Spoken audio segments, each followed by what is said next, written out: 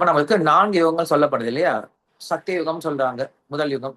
2வது திரேதாயுகம், 3வது துவாபர யுகம், 4வது கலியுகம் அப்படின்னு சொல்றாங்க. 4 யுகம் இருக்கு.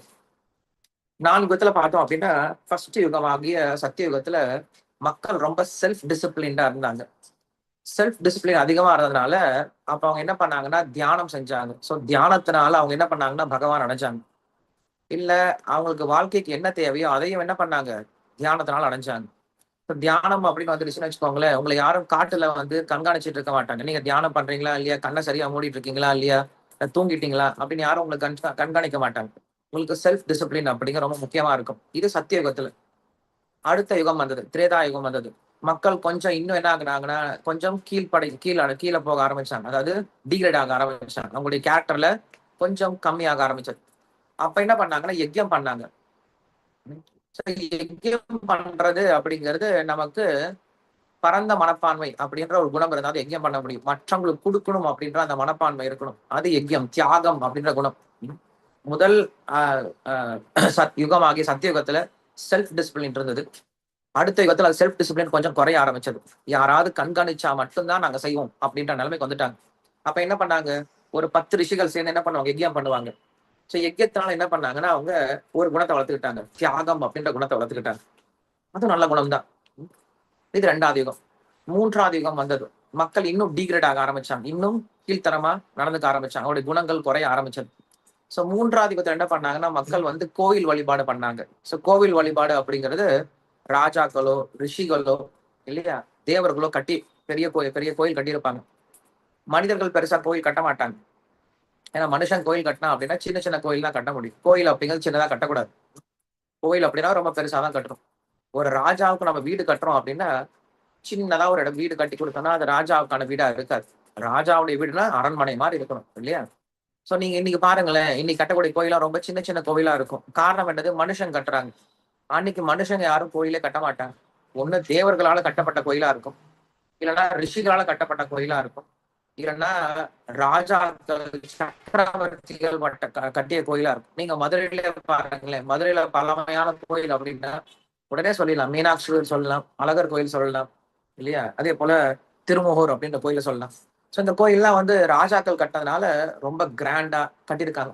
அந்த கோயிலுக்குள்ள போகும்போதே நம்ம கடவுளை பார்க்க போறோம் அப்படின்ற எண்ணத்தோட போவோம். இது இப்ப இருக்கக்கூடிய சமீப காலத்துல பாருங்களேன், மனுஷன் கட்டக்கூடிய கோயில் பாருங்களேன், சின்ன சின்னதா கோயில் கட்டிக்கிறாங்க. அவங்க இஷ்டத்துக்கு என்ன பண்றாங்க, சின்ன பிள்ளையார் கோயில், சின்ன மாரியம்மன் கோயில் கட்டிக்கிறாங்க. அந்த கோயிலுக்குள்ள போகும்போது எங்க வீடு இதை விட பெருசா இருக்கும் போல இருக்கே அப்படின்னு நம்ம என்ன பண்றோம், நினைக்கிறோம். அப்ப நம்ம கடவுளை பார்க்க போகக்கூடிய எண்ணமே வராது. அப்ப மக்களுக்கு எப்படி பகவானுக்கு சேவை பண்ணும், பகவானுக்கு எப்படி முன்னுரிமை கொடுக்கணும் அப்படின்ற அந்த கடவுள் மேல கொஞ்சமாவது மரியாதை அப்படிங்கிறது 3வது யுகத்துல இருந்தது. முதல் யுகத்துல செல்ஃப் டிசிப்ளின் இருந்தது.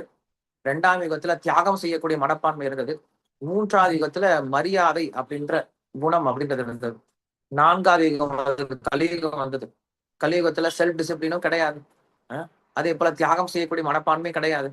அதே போல மரியாதையும் இன்னைக்கு கிடையாது. அப்ப என்ன பண்ணலாம் இந்த கலியுகத்துல அப்படின்னா, நாம சங்கீர்த்தனம் அப்படின்னு சொல்றாங்க. நாம சங்கீர்த்தனம் அப்படிங்கிறது என்னது, எல்லாரும் சேர்ந்து பாடுறது. நம்ம இப்ப ஜபம் பண்றோம் இல்ல, ஜபம் பண்ணும்போது என்ன ஆகுது அப்படின்னா, அட்லீஸ்ட் நம்ம வாயில சொல்ல அப்படின்னாலும் யாராவது ஒருத்தவங்க சொல்றாங்க, அதை நம்ம காதால கேட்கிறோம். அதான் பண்ண முடியும் இந்த கலியுகத்துல. அதனால என்ன பண்ணாலும் சைதன்ய மகாபிரபு இந்த இந்த கலியுகத்துக்கு நாம சங்கீர்த்தனம் அப்படின்னு ஒரு வழிமுறை கொடுத்திருக்காரு. கண்டிப்பா நம்ம சொல்ல மாட்டோம், மந்திரத்தை சொல்லுங்கன்னா கூட சொல்ல மாட்டோம். அதனால என்ன பண்ணிருக்காரு, சரி யாராவது ஒருத்தவங்க சொல்லுவாங்க இல்ல, நீங்க என்ன பண்ணுங்க, அந்த காதாலையாவது கேளுங்க முதல்ல. அந்த காதால கேட்டு நீங்க தூய்மை அடைஞ்சதுக்கு அப்புறம் நீங்க சொல்ல ஆரம்பிப்பீங்க அப்படின்னு என்ன பண்ணாரு, நாம சங்கீர்த்தனம் அப்படின்ற ஒரு வழிமுறையை கொண்டு வந்தார்.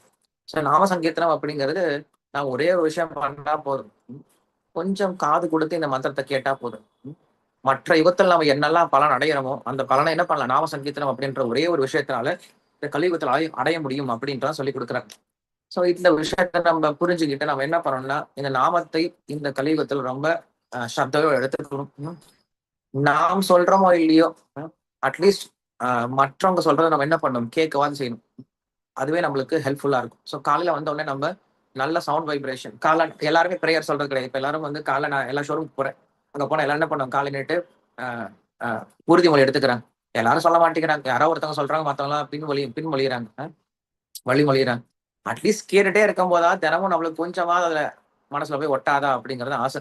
அது போல மத்தத நம்ம தானே சொல்லிட்டு இருக்கோம். ஸோ யாராவது உட்கார்ந்து கேட்டீங்க அப்படின்னாலுமே கூட, அதுவும் உங்களுக்கு நல்ல புண்ணியத்த தான் கொடுக்கும் அப்படிங்கிறது தான் விஷயம்.